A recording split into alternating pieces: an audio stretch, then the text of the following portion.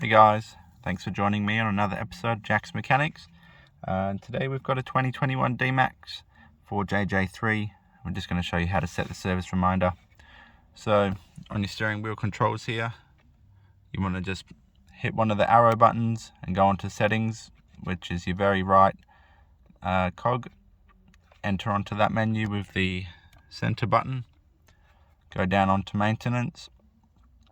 And then you've got your engine oil and your air cleaner. I've already reset this, but whichever ones were flagging will be flashing.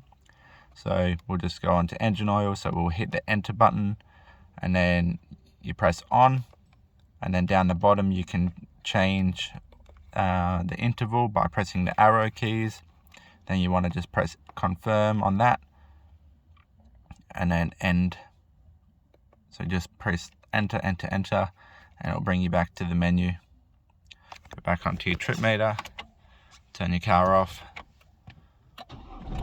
turn your car back on, confirm that it's reset. There we have it, no more service reminder. Thanks for following, guys. Catch you in the next one.